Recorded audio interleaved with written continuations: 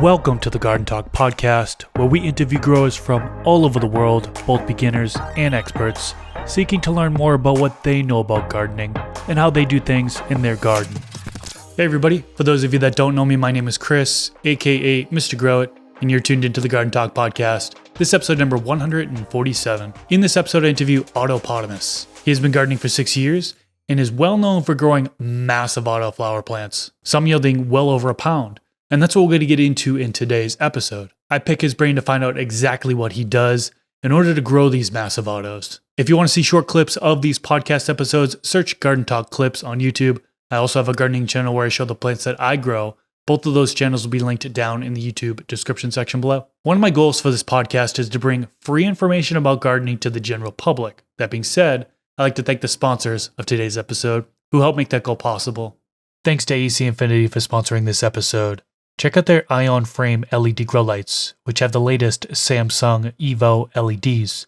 These grow lights include a schedule controller that features 10 brightness levels, dimming, and a sunrise-sunset feature. Click the link in the description section below so you can learn more about their Ion Frame LED grow lights, and the discount code MrGrowIt15 works on both Amazon and their website, acinfinity.com. Stash Blend. Stash Blend consists of several ingredients in one, so you no longer have to buy individual bottles. It includes corn steep liquor, seaweed extract, humic acid, beneficial bacteria, silica, and mycorrhizal fungi. It can be used in addition to your synthetic base nutrients or be used in living soil systems. Simply mix it into water and water your plants with it. You can get it at stashblend.com, link in the description section below, and use the discount code THESTASH. Spider Farmer. Check out their new dehumidifier. It's equipped with duct designed for grow tents. Sensor probes monitor and display real-time humidity levels with adjustable target settings. It has a built-in drainage pipe for continuous drainage, adjustable speeds, 12-hour customized timing function, and a security protection lock. More information is linked in the description section below, and discount code MrGrowIt5 works on both Amazon and their website, spider-farmer.com. And we are back, and I'm joined with Lynn from Autopotamus. How you doing today? Pretty good. How are you? Doing pretty good. Thanks for coming on to the podcast today. Today we're going to talk all about growing autoflowers. And if anybody's been to your Instagram before, they know you've grown some massive autoflowers. And I actually had at least one person, I think it was more than one person, reach out to me and they're like, you got to get him on the podcast. We've got to find out what he's doing to these autoflowers because they're just massive, and I can't wait to pick your brain a little bit and find out how you do things. But first, can you tell us a little bit about yourself and how you got into gardening? Yeah, absolutely. My name's Lynn. I started growing plants 6 years ago. So since Canada legalized, it was always a dream of mine to be able to grow my own plants. So 6 years of experience, and I've tried a bunch of stuff, but what I'm doing right now seems to work really well. What else can I say? Yeah, so I'm Lynn. I'm based in Yellowknife, which is in northern Canada. And, I like to show some tidbits, photos and videos from life up here because it's a really small population, very big territory. So it's kind of nice to be able to have a platform to also show some stuff that we do up north. That's so cool. Yeah, when we linked up before actually recording, we kind of wanted to meet first, do a little face meet. You talked about the Northwest Territory, and it instantly reminded me of the show Alone. And I was actually wearing the shirt at the time, and you said you were familiar with it. They go up there, and there's just a whole bunch of people. They drop off like 10 people in the middle of nowhere, and they got to survive it out. And watching that show, they're catching these massive fish, and I look at your Instagram, you've got these massive fish that you catch. So it is exciting. I would love to do that sometime. Yeah, the Alone show, I want to say there's 2 or maybe 3 seasons that were filmed up here. And actually on the same lake that we live on. It's just on a different arm, on the east arm of it. And I've flown on top of the location of where it was filmed because as part of my work, I sometimes take a lot of helicopters and planes and stuff like that. And working with these helicopter pilots, they're like, we were working on the show and this is where one guy was dropped off and this other guy was over here. So it is literally the same lake. And as you know, there's giant fish out there. It's insane. That's incredible. Yeah, it's my dream to actually go out and catch a fish like that. I mean, 20, 30 pounders, like That's insane. That's like really, really cool. record lake trout. Like I think the record, the ultimate record was caught on a net up here, like 65 pounds, something like that. Like, insane looking fish. That's incredible. That's incredible. Yeah, I'm a huge fan of the show. I watched every season, except for I still need to watch the Alone Australia, and then there's Alone UK. I need to watch those ones. But no, it was really cool to see that you've been up there. You live up there, Yes. and it's a whole different environment up there, really. Yeah. Yeah. This town has, I want to say 20,000 people, but it's very transient. You know, people come and go. They come with a 3, 4, 5 years plan. Sometimes they leave. Sometimes they stay like me. I've been here for 14 years now. I'm originally from Montreal, Quebec, which is like in Eastern Canada. But it's been, close to 15 years that I've been up here. It's been a good time. I got to ask, where did your name come from? Autopotamus. That's a cool name. Yeah, you know, I started posting some of the plants, some of the plants that I was growing on Reddit, and then people are like, "Man, these plants are huge." So I'm like, "Yeah, I think you're right." Just looking around on the subreddit like Autoflowers, I'm be like, "Yeah, like my plants are significant. Like, what's going on?" So then I decided to post my grows on Instagram, and I can't do what I do without this watering system called Autopot. So in my mind, you know, I had to come with a really good handle. It took me about, I want to say like 5 days. I was browsing different names and stuff like that. And then I'm like, Autopot. What ends with Autopot that people can like remember, right? So I'm like, Autopotamus. That's a good one because the hippopotamus is an aquatic animal. It lives in the water. And the Autopot is bottom wicking system, which is basically hydroponics, you know? So I'm like, man, those two together would be awesome. And then there's the word auto for like automatic auto flowering, and there's the word POT. So it all worked out together. And then I came up with Zawan helped me design the logo. So it all worked out. Yeah, it's clever and easy to remember. Yeah, I really like that name. That's what I was going for. But it took about 5 days of brainstorming with my friends, with myself, and then I thought it was a good one. It was a catchy one, you know? Yeah, for sure. So getting into auto flowers, I think appropriate where to begin is genetics. Yeah. Start off with bad genetics, you could have a bad result, right? Start off with good genetics, well, your chances of having a good result is a lot higher. What are some of the biggest yielding auto flowers that you've grown? And are there any specific strains that you recommend to get big yields? So I'll talk out of experience because obviously, you know, I can only grow so many plants at once. So I'll talk out of experience. So my biggest yielder plants so far were from 3 breeders. So we got Mephisto, we got Night Owl by Daz, and then Speed Run with Ben. So my latest run, which harvested in January, that was a 26.6 ounce autoflower. So, and then the second would be a 21.5 Ripley's OG by Mephisto and a 19 ounce plant by Night Owl again, which was the purple strawberry popsicle. So yeah, they're all over a pound. And I seem to be able to reproduce that pretty much every grow now. I have one ongoing right now, which should be over a pound as well. So a pound autoflower is not out of reach for most of everyone, as long as they know what they're doing. 10, 15 years ago, it was out of the reach, but I think the genetics have been bred to get higher yields.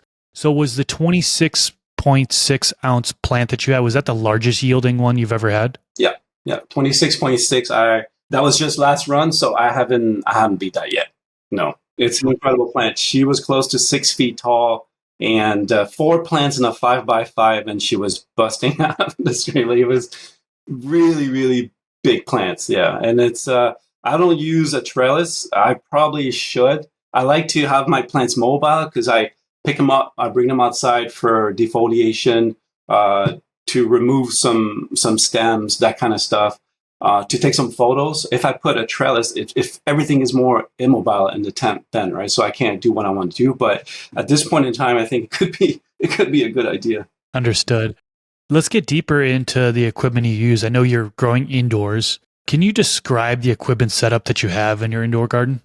Yeah, I mean, it's really similar. I'm going to say to what everyone uses. Some people use some higher tech equipment than me. I'm sure you're aware of those AC Infinity tents that everything is, you plug it in and it adjusts the VPD, the relative humidity, the temperature for you almost if you have the hardware. I don't do that. I'm analog. I have sensors at canopy level that tells me what the temperature and the relative humidity is. But then I also run a dehumidifier and a humidifier depending on what my VPD tells me to do for the most part. But everything is, I do everything by hand. I just look at my data and I'll adjust it. And then the Autopot obviously is a big part of my grow, and I've used, I want to say most of their system. So I'm an affiliate with them, so they do help me out with some of the equipment.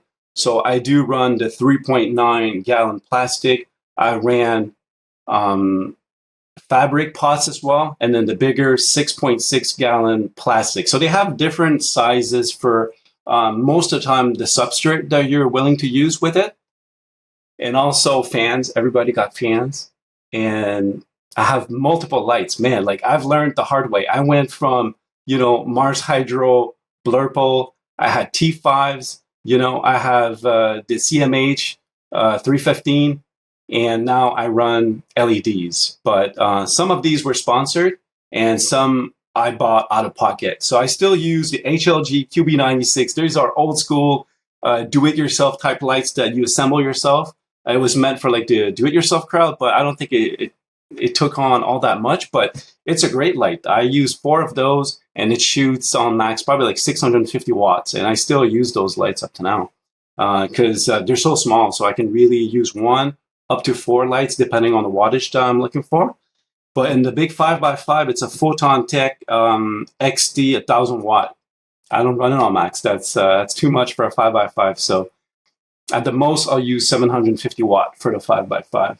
Okay. And so for the 4 HLD DIY and the Photon Tech you have in your other tent, do you have like a par meter? Are you like measuring the amount of light that the plant is receiving, or are you just kind of going off of kind of the manufacturer's recommendations?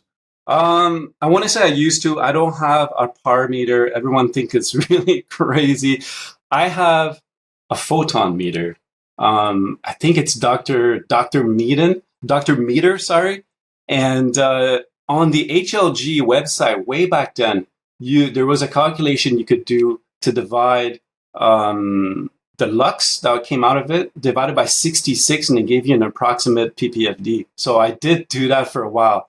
But now that I know my grow and my grow tent and grow area so well, I don't really measure anymore. And I know it sounds crazy. People ask me all the time, like, "Hey, what's your ppfd targets? What's your DLA?" I'm like, I don't really do that anymore. But I used to. I went deep into it, like looking into all the information for ppfd, DLI, lux, all that stuff. And it's really confusing. I'll be honest. For a lot of people that start looking into the light metrics, extremely confusing stuff, right? But I did do it, yeah. Yeah, that can be super confusing to look at all the numbers and not really know what you're doing, especially for somebody who is newer. I know some people who reach out to me all the time with questions on lighting.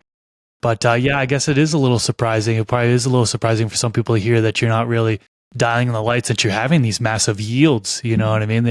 Yeah. Now, how about CO2? Are you adding in CO2? That's another thing that people add in order to try to get a higher yield. Are you supplementing CO2 at all or no? Typically, I am not, though I have tried it. And you know what? Funny enough, now that you mentioned that, my previous grow with like record level yield, I was implementing CO2.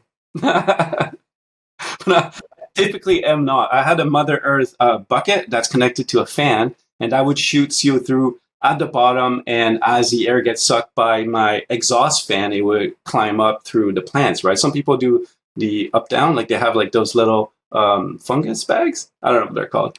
And then they put it above the canopy. But this bucket, it was right on the floor, and it would exhaust CO2. And I have a CO2 meter, so it actually did work. But I think it's only good for like 6 months. So I ran out, and I don't have the top up for CO2. Okay, yeah, I just looked that up right now. You talk about the Mother Nature CO2 generator, the 5 liter kit.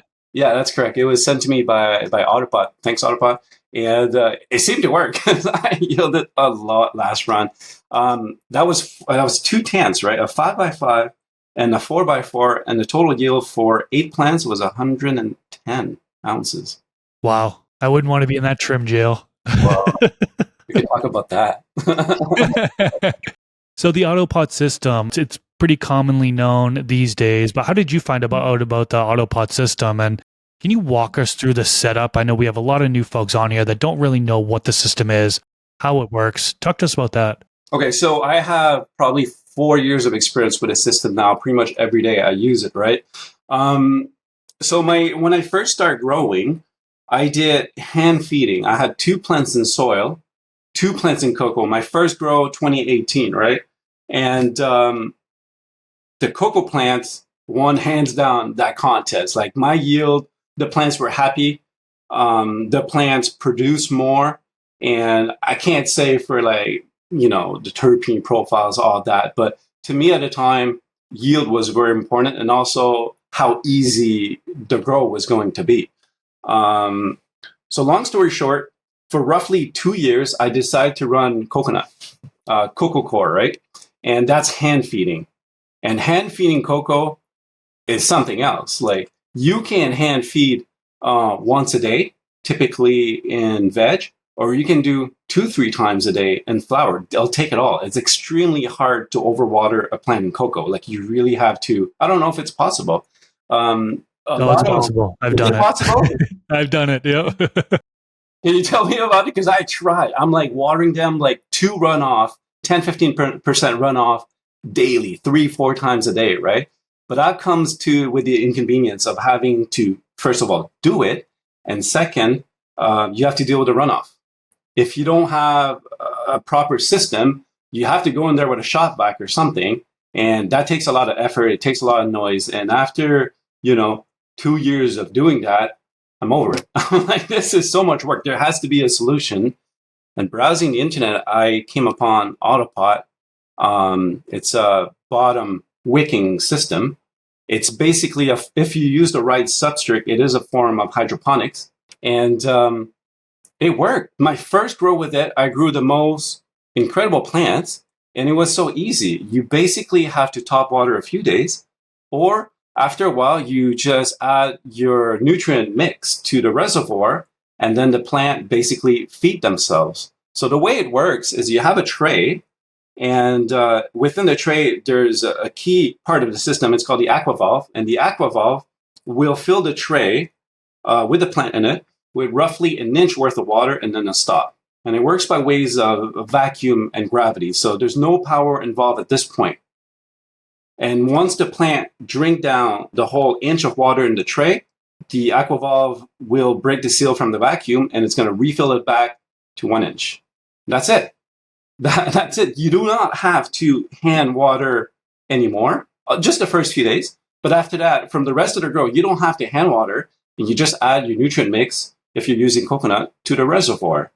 And then there's no runoff to deal with either. So typically, because of the reservoir system, you can leave for a week, 5, 6, 7 days at a time, and the plants will keep drinking as long as the reservoir has nutrient water in it. So what I do, when I go on a 7-day work trip or a vacation or something, I'll fill the reservoir to its limit, and I'll even have another 5-gallon bucket beside it for a neighbor to dump it in as it gets low. So that extends how long you can leave. So it's an amazing system, and you grow the most incredible plants on coconut. And I love it. I just can't go back, because previously, if I wanted to go on vacation, my partner would have to go and feed once, 2, 3 times a day and shop vac the runoff water. So for me, it makes so much sense for a home grower that's really busy to have like kids, or to have like a very busy work schedule, or they want to go to the gym. You don't have to think about your plants. Just mix it, dump it in, you're done, So I've been using it for the better parts of 4 years now, and it works so good. It had to be as part of my Instagram handle. I love the Autopot system. I have it as well. Actually, I stopped using it probably like a year or two ago just because I switched to blue mats. But man, every run I had with that thing was great. And I really do need to just wipe the dust off it and get it back in motion because it is a fantastic system. Now, I wanted to ask you about what size reservoir do you have it connected to? And are you, since it's a gravity fed system, Yeah. are you having the reservoir up a certain height? Yeah. I think the manual recommends at least 6 inch above the tray. So I have mine like on a milk crate. And I'll use one 13-gallon reservoir per 2 plants. And comes mid-flowering, they drink really fast, right? Really, really fast. At first, you're like, oh, not much is happening. And by the time you're in early to mid-flower, it's incredible how fast they drink, which makes me think a lot of people are probably underwatering their plants in cocoa. They're just not aware of how much they can drink. These plants is incredible.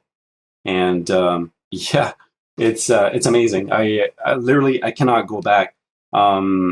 Oh, and they have multiple products. There's the tray to grow that I use in the 4x4, and that one's incredible. It's just one aquavolve, and it's like a plastic tray, roughly 3 feet long, with a wicking mat on it. So you can grow many different ways with it. You know, I've tried. Oh man, the previous grow, I tried two fabric bags, 2 gallon, just to see. I want to keep my plant small. I'm like, I'm going to use something small. 2 gallon, two autoflowers, well, one in each, obviously, and they were both close to a pound. In 2 gallon cocoa, just sitting on top of this tray with one aquavolve, and I legit started from scratch. I didn't even top water once. Nothing. It just put it there, and then it just grows. Right? It's amazing. Yeah, it's such a great system. And so, you correct me if I'm wrong. You said you have cocoa in it. Have you just been cocoa the entire time, or have you tried soil? I've tried soil, my first grow, and just this current grow. I was chatting with Jeremy at Build a Soil. I'm like, hey man, I'd like to try some living soil. It looks awesome. It's dope. Just water in the reservoir, right? So he shipped me up some Build a Soil 3.0 with some amendments. Same thing. I grew. Oh my god! I just harvested the same Expeditus by night. Oh, that was 17 ounce. And what's the other one? The speed run Frosted Cheerios F3 that came at 12 in living soil. Just water in the res, and that's my first living soil grow ever. And I'm like, this is incredible. I didn't do anything. I just added tap water in the reservoir, no pHing, nothing. So I don't have a lot of experience with it, but I feel I need a couple more runs to have a really good feeling for the reamendments, how much nutrient is left in the soil. Because to me, it's kind of like magic. Like when you're mixing salts, you're measuring everything. So at every point in time, you know what goes into the system because you purposely mixed it, right? But with soil, say you have 2-3 grows through living soil, like how much is left in there? How much do you need to reamend? To me, it's kind of a mystery, right? So that part that's not quantifiable, it's kind of cool, but it's like magic, man. I love it. Yeah, it's completely different from cocoa. So you're mostly growing in cocoa. Now, are you adding in any aeration, like some people add in like perlite, for example? And along with aeration, do you add any type of amendments at all, or are you doing a salt-based system for nutrients? So I believe, okay, so this is the thing. Autopot, a lot of people try to copy me, but they need to have basically the same setup as me for it to work. So a lot of people will try 100% coconut coir like I do, and they may have issues because of the lack of aeration. So here's what I do. I have the air dome, which is part of the Autopot ecosystem, as well as the air base at the bottom of my pot. And the air dome is connected to an air pump. So it adds oxygen at the bottom of each pot that is sitting within the tray, right? Without that air dome, you might run the risk of suffocating or even overwatering your plants.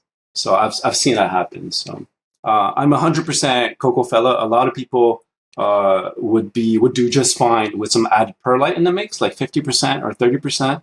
But I don't personally do that. And then what do you run for nutrients?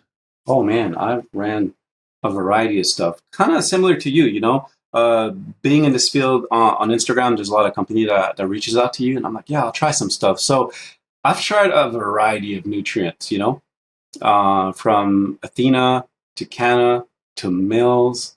And I'm using right now a dried powder line by Green Planet Nutrients called Horti line. It's brand new.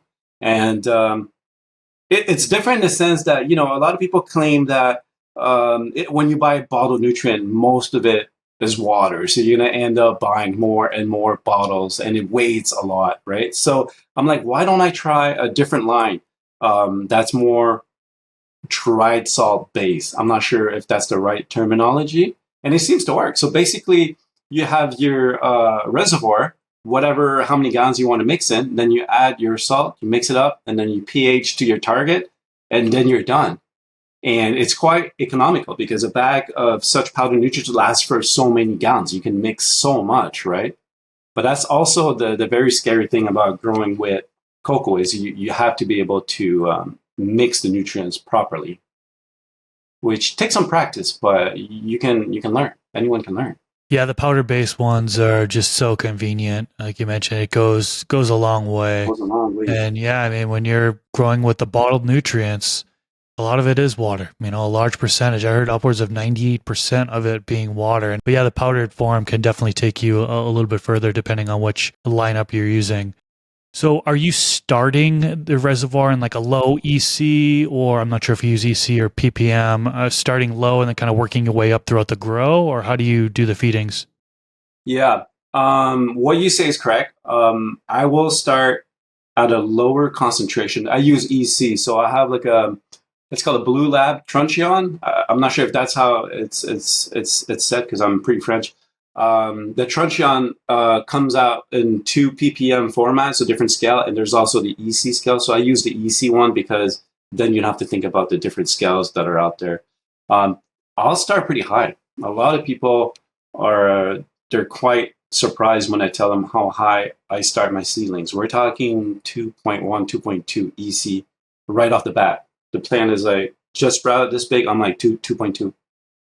But plants being plants, it's not just about the EC level. The light needs to be at the right wattage, or DLI or PPF if you want as well, and the temperature and the relative humidity. Everything needs to be right in for the plant to be able to uptake that kind of EC, right? Else, if you run like a really small light, like 25 watts because it's a seedling, and you feed something 2.2, they're going to burn. They can't process it. So personally, I start them strong right off the bat. It's because these are, I grow only autoflowers, and autoflowers being autoflowers, to get big plants like I do, you need to perfect. It needs to be perfect. The veg needs to be on point. If the veg is not on point and something happens to the plant early on, it will fast flower on you. And if you have your plant, this big starting to flower, it's only going to end up being this big. Right, so it needs to be on point from day one. So that's the only tricky thing about autoflowers. Yeah, for those folks listening on podcast platforms, he mentioned this size to this side. He was doing about 8 inches down up to 12 inches or 2 feet at the max, really. Yeah.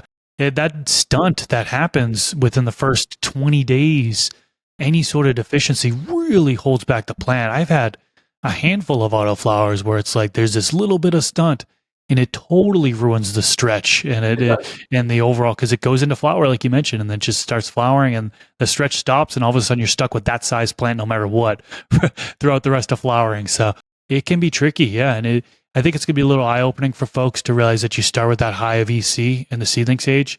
Now, are you keeping that for a period of time and then upping it even further, like in flowering, for example? Like what do you typically go up to? I want to say the peak EC for me would be mid-flower. So in autoflower, assuming for me a harvest is typically day 90 plus or minus a week. So we're talking in the day 70s from sprout is roughly where my EC is on max. So I'll be hitting close to like 2.8, 2.9 EC. So basically my range from 2.2 to 2.9 is what I typically do. And as you progress towards harvest, it lowers back again towards the 2.3, 2.4. It doesn't need to be crazy specific, but it's roughly what I do. So mid flowering, 2.8, and then a lot of light. That's your max light. I'm running 750 watts in the 5x5, and the 4x4, I'm close to 650.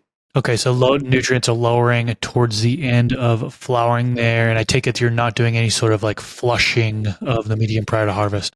No, I don't do that. There's a lot of misconception about it. You know what? I don't know what's true or not, but to me, it makes zero sense to flush out your nutrients towards the last. They're still living. They still need nutrients to grow, um, but they don't uptake nearly as much. So for the purpose of like cost savings, I'll lower the EC. But they're still growing. I don't see why. In the cocoa itself, there's nothing. And if you're just flushing everything, you're going to mess up with the pH of the substrate in there as well. And here's the other thing: I reuse my cocoa, so I don't want to strip everything that's in there and have like crazy pH spikes because I added just plain water or pH water. You reuse the cocoa, huh? Can you talk to us about how you actually go about reusing? Are you flushing that all out and then starting fresh? Are you just continuing on where you left off with the nutrients? So yeah, no, I'll pretty much start. I'll have the same regime from day one, whether it's new cocoa or reused cocoa. It's really easy. I'll just dump all my plants, all the containers into an action packer or something similar. I'll let it dry, and then I'll remove all the roots with a tennis racket or a squash racket, so there's no more roots. And I'll fill my pots and I'll give it a go again. But here's the one thing that people don't really know, or maybe they don't know, but they will know now. But there is some nutrient salt buildup in the Autopot system, so that does happen because it's bottom wicking, and the actual nutrient salt will slowly migrate to the top of the pot. So people will notice when they're growing Autopot with cocoa, there's always a bit of like white stuff on top of the substrate, and that's basically salt buildup. So that does happen, but you won't see many roots up at the surface. It mostly happens way down where the air dome and the water uptake actually happens, so it doesn't really hurt the plant. But something I've learned the hard way: the top of the cocoa has really loose cocoa, and it's white and it's crusty somewhat. Do not use that cocoa to start a seedling. You will burn the hell out of them, and I've done that. I was mixing some new cocoa. Mine comes as brick because I live so remote. I don't order the big expanded bags because it's more expensive for shipping. So I'll buy like the compressed brick. I ran out of it, and I'm like, oh, I just need a bit more cocoa to fill the seedlings cups, right? So I grabbed some of the top loose soil of an old grow, and I burnt the hell out of everything. So always start seedling with fresh cocoa, like fresh. Good advice. I know there's some people probably a little bit surprised that you're reusing it over and over again and having success. Other people are a little bit surprised that you're not actually doing a full flush of the medium to where you're trying to get back to really, I won't say 0 ppm, but like basically no nutrition in there, and then kind of adding in your 2.2 EC or whatever you want to start with to begin. So yeah, it's cool, interesting to hear that your way of going about it. And so how many runs in a row has it been with this batch of cocoa that you had? Oh man, like I never stopped. So that's like 4, 5, 6 years worth of cocoa. Nice. Eventually, as you pull the roots out, and then sometimes I'll purposely chuck like the first 4 inch of like salt buildup away. So eventually, I need to buy some more and keep cycling. But for the most part, some of the original cocoa I bought 6 years ago is still running in there. So in a way, it's very economical, right? Because I don't really waste my cocoa. It goes right back to work as soon as I can. And this thing, cocoa is so inert. Man, I've had cocoa sitting in an action packer outside all winter, all spring until I is thawed enough that I can use it again, and boom, it goes right back into my grow. That stuff is so inert. Nothing grows in it. There's no algae. There's no mushrooms. Nothing. It's good to go right away. I love the medium so much. And the specific one that I buy doesn't really compress nearly as other brands that you can buy. And I'll let it know. I buy Coco bricks, which is the same as the Professional Plus, but it's in a brick format. And it's been pre-buffered, so you don't have to buffer it again as you expend it. Canna is a big name and known for their high quality products. So that's good stuff there. Let's get into plant training next. What do you typically do for plant training, if any, on the autoflowers? I love this topic. Um, Man, you know when you browse Reddit or Instagram and then you see people like bending the plants out of shape from like, is this good bending? And it's like day 8 and they're bending the plants out of shape because supposedly it yields more and all that. Um, I've tried it. I've tried it. You know, I tried training. I tried those little 90s band stuff. Nowadays, I don't do any training. I don't do any training. I don't do any training, and I let the plant express themselves as they are, and it doesn't seem like my yields suffer at all. You know, and I did topping too. I tried all that. It doesn't, to me, it doesn't. I don't see any benefit, so I don't really do it anymore. To be honest, you know. And I like to provide as limited stress as I can to these autoflowers and veg. You know. So most of what I do comes after the flowering stretch. So we're gonna say like day 50s. When the stretch is over, that's when I'll go in there and start stressing them up because they're already almost at full size. You know, I'm trying really hard not to stunt them is what I do. I'm in the same camp as you, where I do little to no training on autoflowers. Yeah, I've tried topping in the past, and it just hasn't been a good result. And versus when I don't top, now I do low stress training and bend down the branches and stuff like that. I do like doing that in order to shape the plant and make sure it fits within my grow space. But that's it, really, just the low stress training. I'm not doing any topping, not doing any super cropping, no fimming, no nothing like that. So, and yeah, it seems like the more hands off you are with it, the less stunt and growth, and the bigger the plant, the bigger the yield you can get off of it. I'm a big fan of leaf tucking. So what I'll do is under when you have like a newish plant, you'll have your plant like this, and there's going to be your sub branches on the side, and typically there's a giant leaf on top of it that kind of restricts direct light to the growth, the lateral growth. So what I'll do is I'll grab that fan leaf and I'll tuck it under the growth so the growth is exposed to direct light. And what I find is that these side shoots are able to grow nearly as tall as the main. So most of my plants do not have that Christmas tree shape where it's like a big, really big tall cola and then some lateral branch like this. Most of mine are somewhat even. Perhaps not exactly as tall as the main, but they're able to grow pretty tall. And that's kind of what I'm looking for. But I don't do a lot of training because I'm not trying to yield, let's say, more. I yield enough for what I'm trying to do. And say there's some popcorn or smaller buds, it just goes to the hash pile. There's no waste at the end of the day, you know? So it doesn't really hurt my feelings that some of the buds are smaller down there. It doesn't hurt me. It goes into hash pile, we'll make some hash out of it. So you're not spending a whole bunch of time doing lollipopping or stripping that lower part and really trying to get rid of that fluff or larf. You're just like, oh well, I know I'm using it elsewhere. No, that's not true. I do lollipop quite Okay. rarely, but you know, there's like some people care about the tops, right? And then growing mids, apparently, it's almost like a bad bird, like oh, look at your mids. But I don't understand why people feel like that. Once it's in your hand and it's cured, you cannot tell the difference between especially when you cut them down to like nug size. I'm quite happy partaking in a mid, so I don't understand that. So there's like uh, mids and tops, and then the super super low stuff, like say 1 foot and below, that gets cut. I'll prune all that quite happily. It doesn't take much time at all. But I guess what I'm trying to say is like once you have a finished product, whether it's like mids or tops or whatever, it's all fair play for me. I'm quite happy partaking in it. Yeah, and I mean the yields that you are putting out is massive. Over a pound per plant. That's definitely something to talk about. And I've got to ask you about your harvest process. First of all, when do you like to harvest these autoflower plants?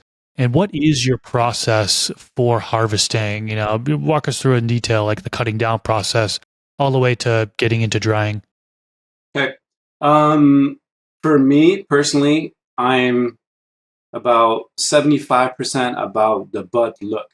There's a certain look to a flower when it's ready that I'm looking for. The calyxes needs to be plump. When they're in mid flowering, you can see them all. They're all nice and shimmery. but there's a certain plump look that I'm looking for that tells me the plant is ready. The stigmas are for the most part orange and kind of retracted. Not too many of the newest flowers forming on top of it. And finally, about 25% is based on trichome ripeness. So I look for 0% clear. The vast majority milky is fine by me, and some amber as well. But not just the top buds. You have to look at the mid, the bottom, have a feel for the whole plant, whether it's ready or not. So it's a combination of all that. But having growing in the same way, the same strategy for so long, again, it's also based on days. So if we're closing on day 90, I'm looking a lot more closely at my buds for harvest. Okay. And then I believe you cut the plant at the base, if I remember correctly. At least I seen you on your Instagram. You love to hold that up, the whole plant whole, and get some good pictures. I love those pics. Are you then cutting individual branches and hanging them, or are you just hanging the plant whole? Yeah, I cut branches. Sometimes the plants are huge, right? So it needs to be a manageable size. And I sadly do not have a dedicated room for drying. So I'll use my grow room for drying, but outside the tent, and I've got like lines set up everywhere. And I'll hang the plants by branches. And the whole idea here is I don't want buds to touch each other for mold purposes, right? So I'll have a room full of like individual branches all cut up and strung up together in my room. And in terms of drying strategy, I aim for a 60-60, but that's kind of hard. It's kind of hard for me to get. I'm hoping to get, 10, 12 days, but sometimes it's faster than that. Sometimes I have to get in there before I even hit 10 days because I'm scared of over drying, which is where you lose terpenes if they're too dry, right? So for me, anyways, I look for a smaller branch, and if it almost snaps, I'm about there. And when I usually jar them or bag them, I'm looking for above 62 relative humidity in that bag. If it's below 55, I'm losing terpenes. So I want to be in the high to mid 60s, So I'd rather trim faster than let them hang for like 10, 14 days and they're just overdried. And so you're putting them in bags and aiming for above the 60%, like you mentioned, RH. I used to jar them, and that takes so much effort. I'm sure you're aware of the growth bags. Yeah, oh yeah. So I use 1 pound growth bags now for most of my work because the jars are insane. You have to open them daily for like a week, and it's just so much effort, right? So I've been using growth bags for possibly the last 2 years now, and it works fine. It looks great. Grow bags are a game changer. Yeah, because you don't have to do that burping process like you have to do with jars. It just it's able to escape that bag by itself. Now, are you heat sealing it as well? I know some people swear by heat sealing it versus just a regular seal. What are you doing? Lately, I have not, but I have heat sealed, and to be honest, I haven't really found lots of differences between heat sealing the bag or actually just not doing it. But for some of, if I have overdried some buds, I'll put a Bovito pack in there, 62% as well. And then what size bags? I'm assuming bigger bags. Which size grove bags? I think they're pound bags or half a pound bags, if I can't remember. Yeah, those grove bags are awesome. I've been using the Cannatrol, which is the system. I don't know if you've heard of that. Yeah. It's a pretty good system. Very expensive, though. I mean, I can't recommend anybody go buy it because it's just so much money. It's so much money. I think it's 1,600. I was talking to someone yesterday. I think he got quoted like 14 or 1,600 USD, which is close to like 2,000 Canadian. I'm like, man, and I would need like 3 of those. So I'm like, I don't know if I'm gonna go that route. I'm not rich like that. Yeah. It's a lot of money, but I wish I had one. Yeah, it does make things a lot more easier because you just cut up the branches individually, place them in there, and then it dries and cures. Dries and cures, yeah. So dries, it's going to bring you right down to that 60, 62%, whatever you kind of set it to. And then you have that shelf stable and it just stays at that. It's awesome. But I can't say I recommend it just because of the price. It's just so much money, pricey, but I want one so bad. So that's Harvest Dry and Cure for you. I want to get into common misconceptions about autoflowers. There's just like anything in life, there's pros and cons, right? So I like them a lot. I get the yield that I'm looking for. Um, the product itself is great. THC level is great. I sent a bunch for testing. One came out as like 29.8 or something like that, you know. But here's one big misconception, and it's relevant to the fact that it's easy for beginners. Autoflowers are harder for beginners because you lose the ability to veg for as long as you want, and you lose the ability to flower when you think they're ready to be flowered, right? So they are not better for beginners. You can grow a plant, but will you be happy with the yield and the end product? Possibly not if you're brand new in the game, right? I agree with you 1000% on that one for those exact reasons. Yeah. But I focus on autoflowers because exactly for these reasons, because people grow really, really small autoflowers, and I'm out there showing that it doesn't need to be that way. If you are dialed in like I am, you can grow really, really big plants and just be like, hey, look at this plant, anyone grown in 90 days. Um, and one benefit, for example, is they can grow under 24 and 0. You do not need to rest, which is another misconception. People are like, everything needs to rest in life.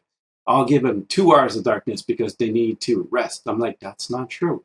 You're kind of losing the benefit of autoflowers. These guys can express themselves. They can grow under 24 and 0. So as long as you give them as much light as they can possibly take, they will grow huge, right? They don't need that darkness at all. I live in the subarctic. In the summertime, there's no darkness. And that's where these plants come from for the first place. Rumors has it, I don't know if it's true, that the creator of autoflowers grabbed these genetics from a ruderalis plant out of Russia, in northern Russia, where it is similar environment as me, where in the summertime it's really short and there's a lot of light, and it's not the season that will dictate whether you need to procreate or not. It's like time, you know? We got to go now because there's not much time left. So, yeah, so those are the two big ones.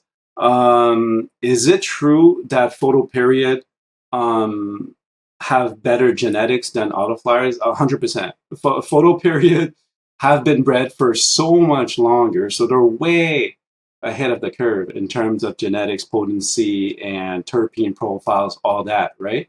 But with all these new breeders coming up, doing some proper work, they're catching up really fast. So eventually you're going to see some autoflowers with some crazy THC number, if that's what they're breeding for, and also a very interesting terpene profile, The Saint Expeditus that I'm growing right now has like a sweet beet slash carrots terpene profile that comes from, a landrace strain in Africa called Zamal.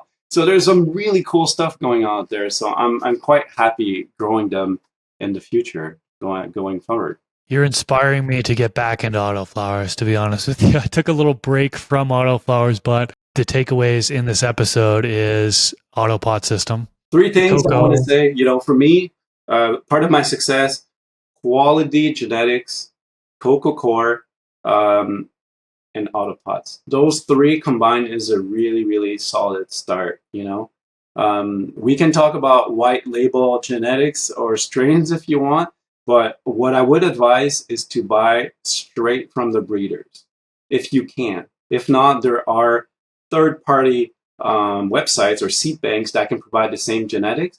But if you go on Google and you type best auto flowering strains, a lot of sketchy stuff comes up, and I cannot advocate for that because genetics is the base of it all. You need to procure seeds from a known breeder, someone that is behind the scene actually thinking about the breeding and selecting the plants and doing the crossing, not just hype from a company that you don't even know who the breeder is, I completely agree.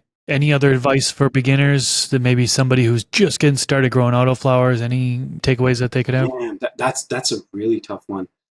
A lot of beginners, even myself, like years ago, you would go on Reddit and then you would look for information, and there is an insane amount of misinformation out there.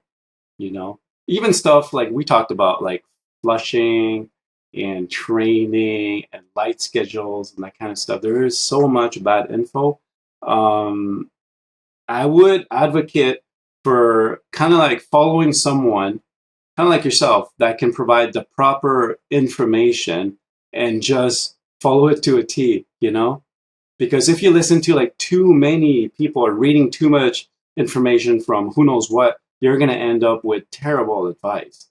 So I'd probably suggest to find a good source and then follow that. And that should be sufficient to get some really nice flowers. Good advice. And I think for autoflowers, the best person to follow is Autopotamus. Ever heard of him? I do a good job, you know, and I've been doing this for a while, and I'm happy showing the process. People know it's just not a fluke. I've been doing this for many years, you know, and I show the process from like seedlings all the way to harvest, right?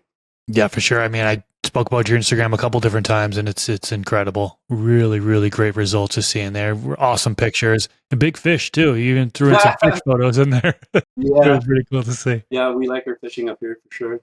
Awesome. Last question I'll hit you with. Oh, actually, second to last question. Future of autoflowers. What do you see as the future for autoflowers from a breeding and a cultivation aspect? The first thing I want to say is autoflowers are great for many things. Big con is you can't clone them. Say you have like a really cool plant and you want to keep growing over and over because it was so awesome. That's one of the biggest thing is you cannot keep a mother plant autoflower. It's just going to flower on you, and then you can't clone it. You can't do nothing like that. However, you can collect seeds. So I do that. A lot of people do that, and that's a super cool aspect of it. There's a lot of strains that are in demand, and sometimes they come and go. And I see people collecting an insane amount of cool genetics. So I really, really actually like that. You know, trading seeds with people. It's a big hobby of mine. But in the future, I can only see the genetics progress and potentially get better and better each time. You know, bigger plants, faster harvest, maybe cooler terpenes, and more stability as well. So there's a lot of like hype photoperiod strain as well that can be bred into autoflowering. So I'm looking forward to some of those. You know, there's some strains that I've only known as photoperiod, and I'm just waiting for the time when it's grown autos as well. So people will have like a lot of choices in the future as well, right? Awesome. Well, there is more that we could talk about, but we're going to wrap things up here. Can you tell the listeners how they can find you and what you have upcoming in the future?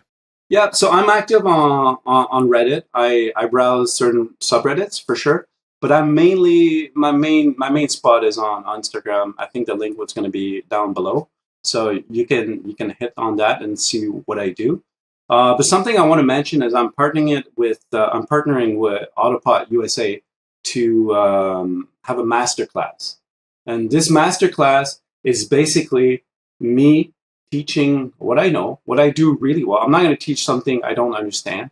So basically, I'll be, what we're thinking is I'll be teaching over a weekend all the information, everything that I do from A to Z. And then we're going to have a grow along with the class set on a specific date. And I'll come in. We're going to have everyone in the chat room, a Discord channel. I'll come in and I'll provide advice on the grow. So everyone can grow just the same as me with a lot of hands-on experience. So we're hoping to launch this in winter 2024. That's exciting. I'll definitely have a link to Autopotamus's channel down in the YouTube description section below. And if you're on one of the podcast platforms listening in, just search for him. You'll find him. He'll come right up there. Shout out to all the folks that support on Patreon. Those in the producer tier are being scrolled on the screen right now. Special thanks to you. But anyone who donates through Patreon, it goes 100% right back into the podcast. Everything from the editor fees to the cost for the platform here to the cost to get on to the podcast platform. So all of that is covered through Patreon. Thank you so much for those folks that contribute through Patreon. Lynn, thanks so much for coming on to the podcast. This was great. Like I mentioned, there's a lot more that could be said. I don't even think we got into environment, right? We could have put a whole conversation about that. And, it's not just growing with salt-based nutrients, but people are doing it with organics as well. So there's so many different ways you can grow autoflowers. I think we could potentially continue on the conversation in the future. Absolutely. If you'd like to, if the folks demand a part 2, if you want a part 2, let us know down in the comment section below. And also let us know in the comment section, what do you do that's special when growing autoflowers? Is there a particular light spectrum that you're going after? Amount of light, medium, so on and so forth. So drop it all down in the comment section below. I'd love to read through it. And we'll leave it at that. Thanks so much for coming on to the podcast, and hope you enjoy the rest of your day. Thank you, my pleasure. Peace out, everyone. Catch you in the next episode.